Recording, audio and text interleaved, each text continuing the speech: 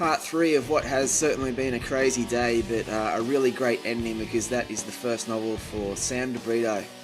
The Lost Boys had Sam on the web show a little while ago. A great guy from Sydney, does a very popular column in the Sydney Morning Herald, and just an awesomely talented writer. And it was great to be at his launch party at the Beach Road Hotel in Bondi, a place I used to love to go. Hadn't been there in ages. And it's always great to catch up with Sam and see some of his friends there. And of course, you can imagine how cool it would be to have your first novel published, and there's all the people coming up to Sam with the book. Pretty cool stuff, signing signatures and doing his thing. It was great to see, but I got to meet some of his mates and have a little chat before I spoke with the man himself. We're here with David Murdoch. How are you, buddy? Yeah, not too bad. Yep. Sam's book launch, you're a mate of his. Proud moment? Well, it is a proud moment if you're a guy who's surrounded by girls who are wondering exactly what this book is about. I think they... Have you read it already? I just bought it, so it better be good. No, I have read it. You know, I mean, we're standing in the Beach Road Hotel. It's one of the venues that he uses in the book. Starts talking about a triangulation of pleasure and joy where you really don't have to grow up, do you? It's like an Alice in Wonderland thing. Were you there at those times? Is there subtly mentioned through these stories or what? No, I wasn't. I'm not one of the characters in the book. I grew up in Queensland, been here for 10 years, and I met Sam a little while ago, and yeah, good mates. Mate, you do a great job on Fox Sports. Is that something you always wanted to do? Yeah, sport is a lot of people's lives. Sport's fun. No matter what road you go down in journalism, I think one of the things you enjoy are good stories, positive stories. There's a lot of chiefs of staffs or news directors that are waiting for a busload of kids to go over a cliff. There's nothing like that in sport. Or you can always find something positive in, say, in a performance. That's a wrong thought, isn't it? Well, they're all looking for a lead. So, mate, I love asking people all over the place if they're living their dream and stuff. So I guess what you've just said before, I guess you are with doing sport, doing what you love.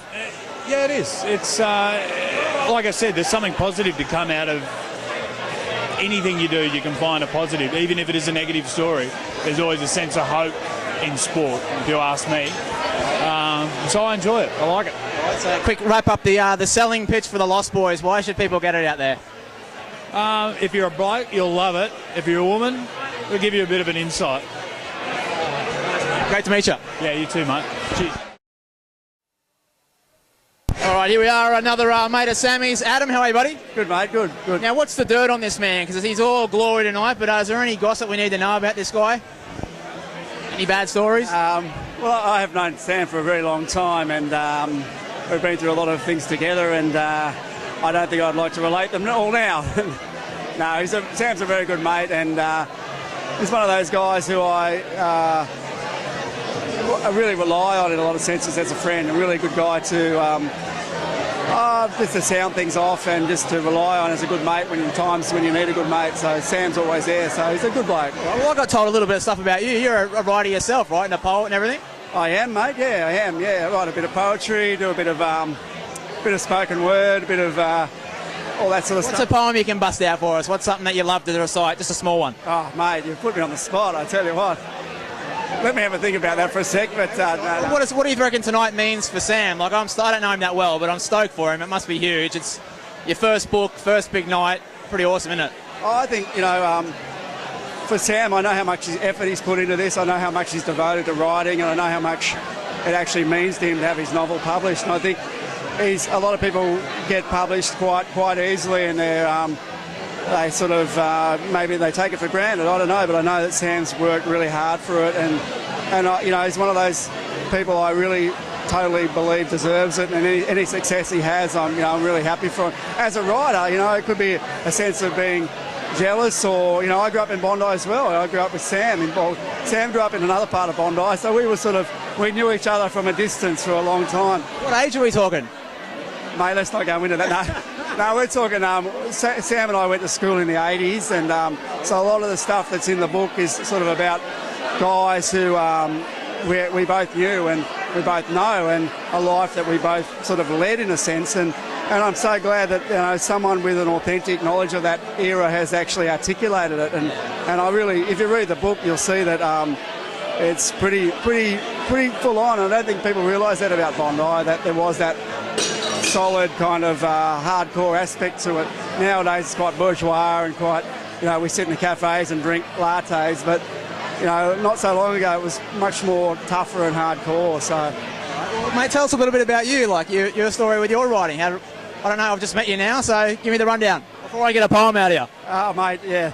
I've written a lot of poetry and played a lot in bands, and at some point I turned around and put the poetry into the bands and did spoken word in bands, and Nice. and I've written a couple of novels, and still flogging away trying to get them published, and 3 books of poetry, one of them about Bondi, or 2 of them about Bondi, and just pretty much trying to articulate a common Australian experience rather than talk about airy-fairy things that don't mean stuff to anyone. Actually talk about an Australian life and Australian stories and things like that. So Awesome, buddy. Well, great to meet you real here quick. Can you think of anything small to give us? Oh, mate, as I said, you put me on the spot, but I'll give you a really Sammy. I'll give you a quick one. This is a poem about Bondi.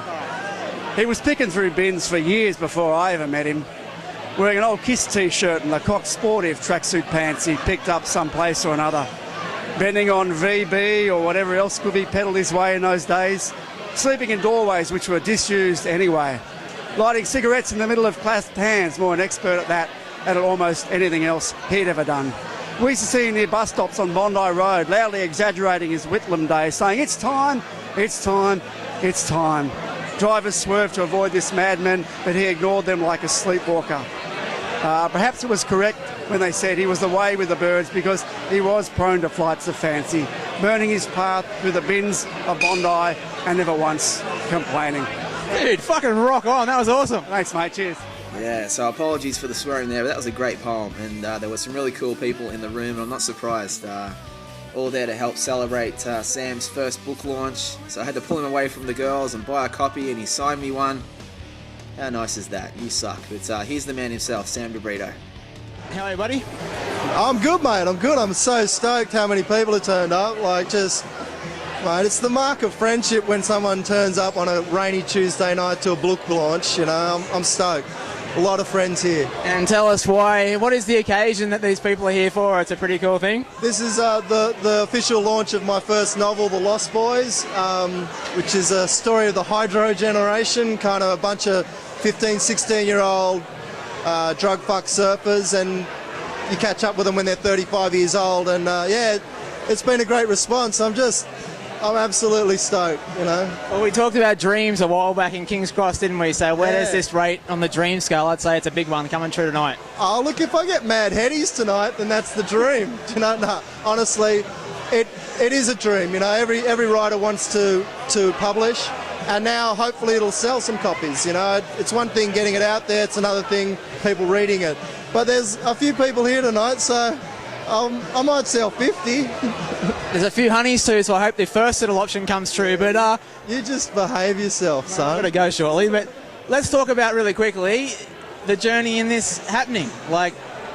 Tell us about it. How long did that take? It's something you always wanted to do, right? The first book must take a while. It started in 2005 when I quit my job and went to Paris and came back to Bondi.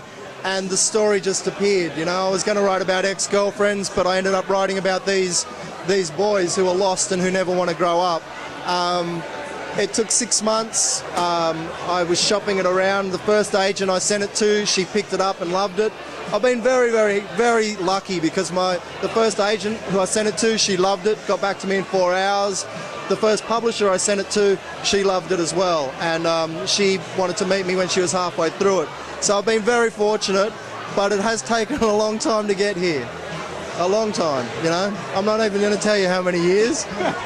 That's what I want to know, though, because I feel like tonight you're a little bit older than me, so I'm hoping that I can have one of these nights maybe around the same age. Togsy, you will, mate, you will, You are living the dream, You just don't know it. You travel the world interviewing people and seeing the world, and meeting lots of fun and interesting people. That is the dream. It is. You just need the Learjet to go with it. Well, mate, good to catch you on your night because I'm stoked for you. I think it's fucking awesome, so game on. Thank you. Well, go and interview some of the hotties.